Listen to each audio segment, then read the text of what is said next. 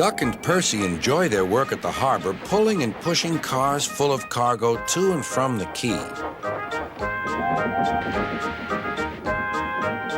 But one morning, the engines were exhausted. The harbor was busier than ever.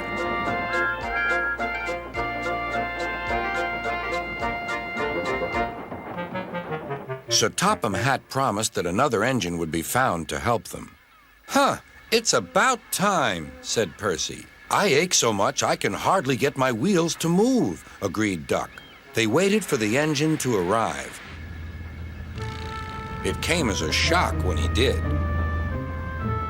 "Good morning," squirmed Diesel in his oily voice. The two engines had not worked with Diesel for a long time. "What are you doing here?" gasped Duck. "Your worthy Sir Topham Hatt sent me. I hope you are pleased to see me again. I am to shunt some dreadfully tiresome cars." "Shunt where?" said Percy suspiciously. "Where? Why, from here to there," purred Diesel, "and then again from there to here. Easy, isn't it?" With that, Diesel, as if to make himself quite clear, bumped some cars hard. "Oh!" screamed the cars. "Grrr!" growled Diesel. Percy and Duck were horrified. They did not trust Diesel at all. They refused to work and would not leave their shed. Sir Topham Hatt was enjoying his tea and iced bun when the telephone rang. "So there's trouble in the harbor yard? I'll be there right away."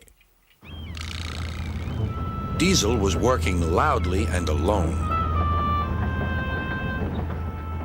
Cargo lay on the quay. Ships and passengers were delayed. Everyone was complaining about Sir Topham Hatt's railway. Percy and Duck were sulking in their shed.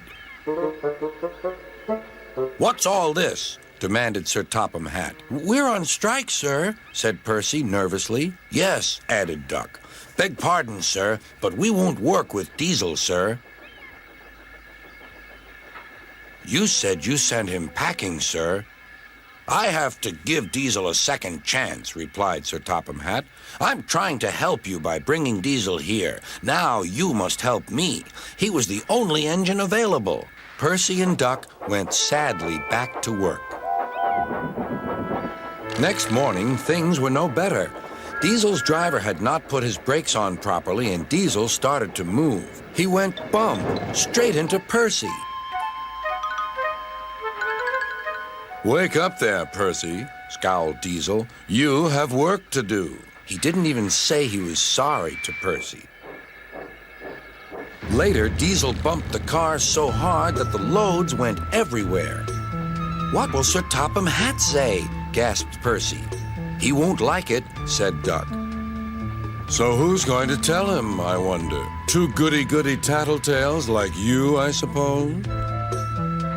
Percy and Duck did not want to be tattletales, so they said nothing.